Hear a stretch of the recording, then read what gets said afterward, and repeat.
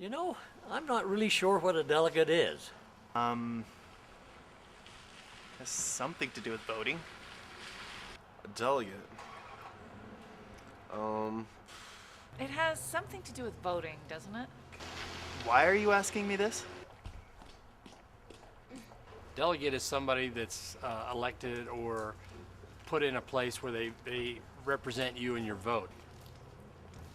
Somebody who is elected to represent a larger group of people. A delegate? Delegates? A delegate is... Oh, a delegate. Gosh, I have no idea. You're gonna make me look really stupid. I don't know much about delegates, actually. I have no idea. Very embarrassing. A person, I guess, I don't know. That's horrible. Are you kidding me? Rest assured, it's not nearly as complicated as it sounds. The people in the neighborhood simply get together and choose those that will go to the county convention or the state convention. And the meetings where the choices are made are called precinct caucuses, and the people who get to go are called delegates. And the delegates choose who will be on the ballot for the primary election. Now, these meetings can be held anywhere. They can be held in ordinary places like schools or libraries or even your own home.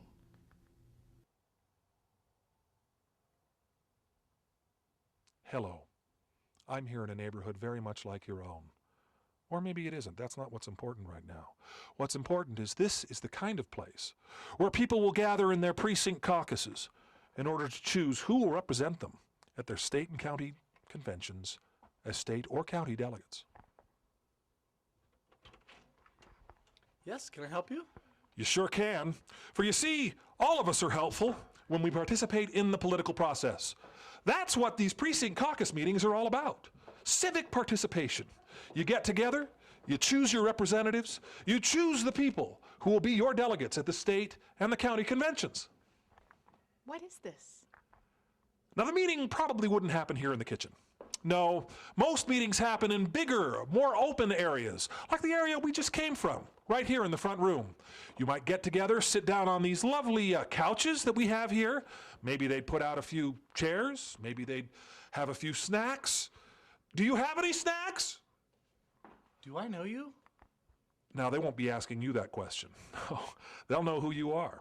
That's because all of you have a right to be there, and all of you are potential delegates. Maybe even this guy. He might be a good delegate.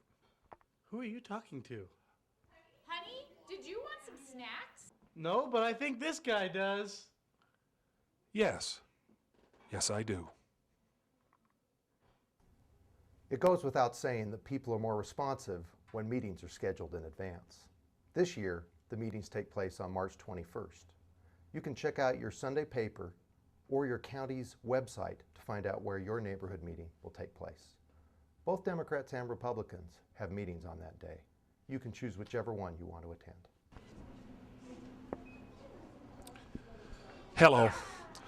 I'm here to give you a play-by-play of one of the most remarkable events in Utah politics, the precinct caucus meeting. Can I help you? Yes, I'm here for the precinct caucus meeting. Name, please. Now, when they ask you your name, be prepared to give it to them. Oh, it's right there. I can see it on the list right there. Yes, sir. Head on in. That's it? That's it. You mean anyone can attend a precinct caucus meeting? Absolutely, as long as they're on the voter rolls and they're in the right neighborhood. Amazing. Okay, you'll want to head on in. You're a little bit late. They've said the Pledge of Allegiance and they've elected the precinct chairman, but you're in time for the delegate election. Thank you.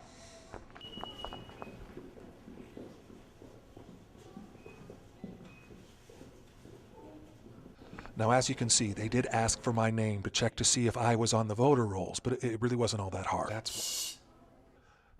Now, that probably won't be happening to you because you won't be talking directly into a camera, so you don't need to be worried about being, shushed Can you be like I quiet, am. please? I'm trying to follow the meeting. Oh, yeah, sorry. Whatever.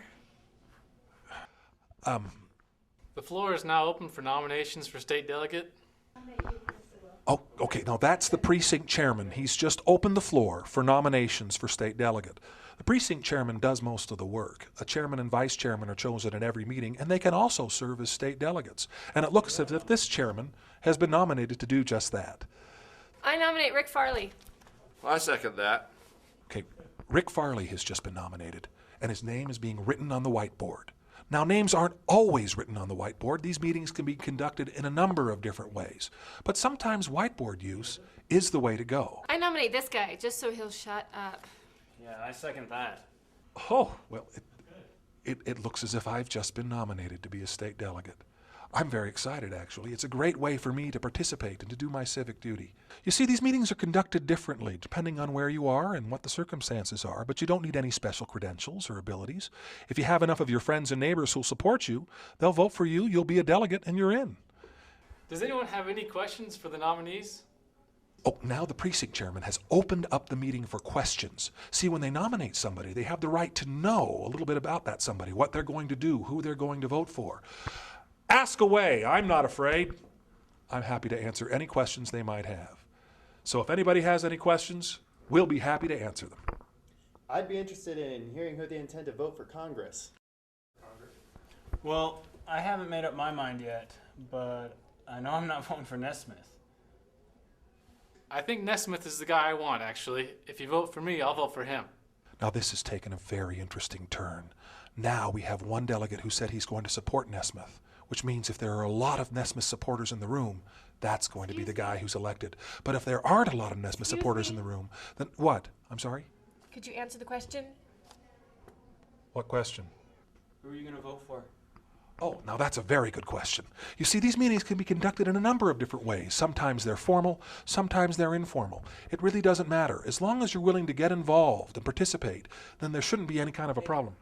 Who are you voting for? Oh, I vote for her, and therefore... I'm not running for Congress. Oh, not for Congress, for delegate. I'm not running for delegate. Oh, well, I vote for him. Therefore, Aren't you going to vote for yourself? why would I do that? So you have enough votes to win. Now, see, that's not going to be a problem.